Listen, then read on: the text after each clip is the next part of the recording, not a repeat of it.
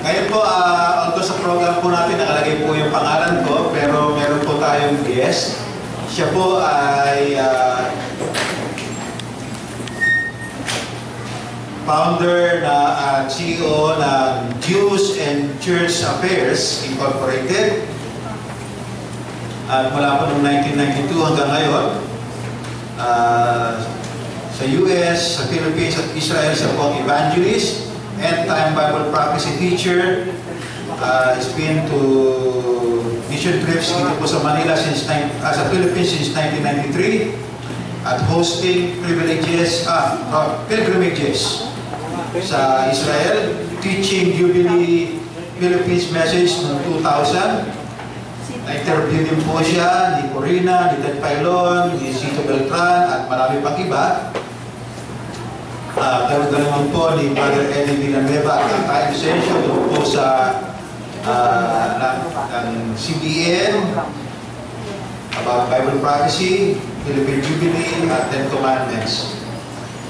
Marami pang iba, marami siya pwedeng ikwento. Ang guest speaker po natin, siya po ay pinadala ni Pastor Francis Nicolas. Siya po, si Pastor Francis po ang National Director ng God Bless Israel. Siya po nag-asikaso ng God Bless Israel Luzon sa Manila, God Bless Israel sa Cebu, God Bless Israel Davao. Sabi ko sa inyo, mas madalas tayo nasa Davao. Meron tayo mga convocation. Kaway ko po si Pastor Jesse Gardula at pakilala niya rin ang kanyang may bahay mamaya.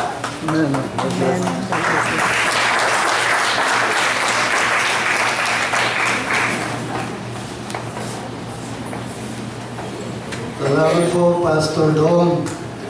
Sabi ko kay Pastor Dong, nung na-meet ko siya kanina, gusto ko yung barong niya. Napakaganda po, mukha po siyang high priest. Magandang gabi, hapon po sa inyong lahat. Ako po ay nagpapasalamat to be here sa Davao.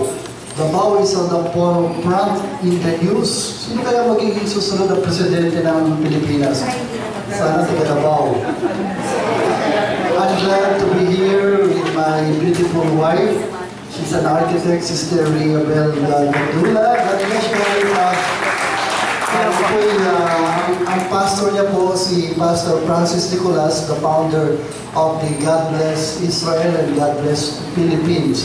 Beside her, we're so privileged to have the key staff of Councilor Marisa Abelia, one of the active councilor of Mayor Duterte, Sister Ali. Stand up, Sister Ali. Thank you for coming. Amen. Pastor Dong, my joy to be here. Thank you ulit kay Sister Making Sana. Maki, I hope wala po tayong problema sa PowerPoint. I do my best to share to you the gospel of Christ in a very important way to share that we are living in the last days. How many of you believe that we are living in the last days? Mga huling araw po at marami po tayong mapapanood sa slide. Ang alam ko lang Bisaya is Bisaya? Bait akong kalipay ang pag-alagad ko sa Ginoo. Yan po ang alam kong Bisaya. Ako po, my home church is Bethel Temple, Manila, which is now COP, Cathedral of Praise. That's where I grew up. That's where I got saved 40 plus years ago when the Lord delivered me from being a young drug user, musician, rock and roll. God saved me because of the prayer of my loving mother. She passed away a few months ago in San Francisco at the age of 93. And I do love my mother because she's the pioneer of faith in the family. She loved Yeshua and she loved Bible prophecy. Amen.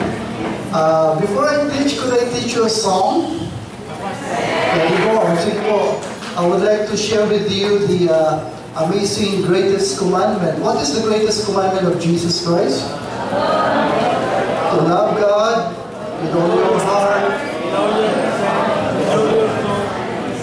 Where could you find that verse in the Bible? You have to memorize it. Oh, very good.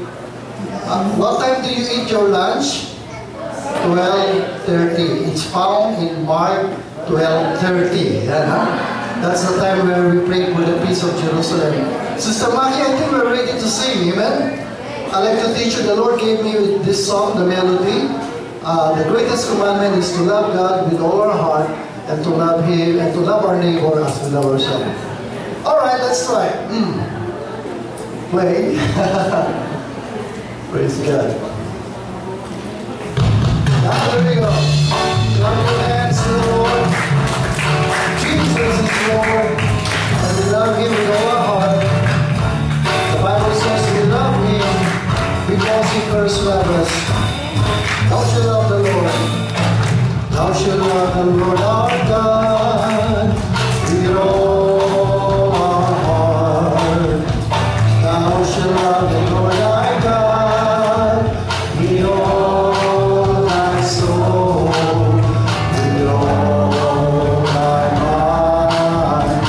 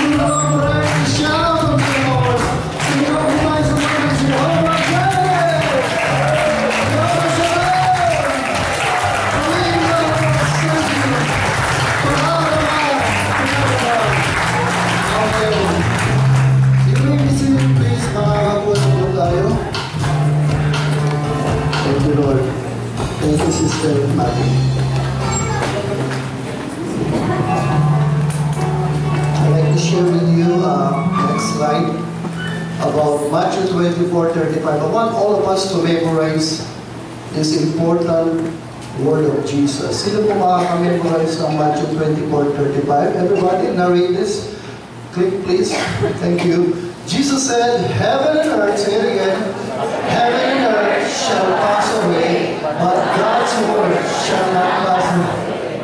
How many of you could memorize that? Sister, try mo nga. Heaven and earth shall pass away, but God's words shall not pass away. Kayo nababasa niya, memorize niya. Praise God. Ikaw naman natin si Lord. Amen. Thank you. And that's really true, you know. Everything under the sun will pass away. Where are the Beatles right now? Mga sikat po yan na nalaos, Elvis Presley. Great kings, great kingdom. The Bible says, kings and kingdoms shall all pass away, but His word will not pass away. Amen. Give the Lord praise on that. Andito ba si Pastor Al? Oh, anyway, Pastor Al, thank you for your beautiful Praise Revival Church. So, greetings po from Pastor Francis. At doon po sa, the Lord told me to go back to my homeland, the Philippines. The Lord used Pastor Francis Prayer Mountain in Sorsogon. I don't know, Pastor Long, if you've been to Sorsogon Temple Mount. It's a beautiful prayer mountain overlooking Sorsogon. Parang ang nasa Jerusalem, Kidron Valley. The Lord used that for me, God spoke to me about 5 or 7 years ago, 2007, during my trials and my crisis. How many people that pastor has some problems too? Hello? Naniniwala ba kayo may mga problema din ang pastor? Mas marami. Sapagkat to be a pastor is not a joke. Hello? We go through trials, tribulation. During the time when I seek God with all my, I cry, God, I don't want to lose your presence and I don't want to miss your will in my life. Kaya the Lord allowed me to come to the Philippines in a very humble mountain where I seek God for about almost 10 days prayer and fasting. And the Lord really spoke to me, and I'll share that to you later on, and how God will bring me back to the Philippines. And I'm glad to be back in the Philippines. I live in California for more than 30 years. Tatlo na po yung citizenship ko ngayon, American citizen, Filipino citizen, and in the next few weeks, I'll be senior citizen. Wala naman sa mukha, Pastor. Alright, let's move on. Okay. Next verse, please. The Bible, if you have your Bible, if you put the Bible into a library, yan po ang Bible natin. How many total Bible do we have? How many books? Huwag yan dadagdagan ng 6, verse 666 na yan. Alright, 66 book. The whole Bible is composed of 66. How many books in the Old Testament?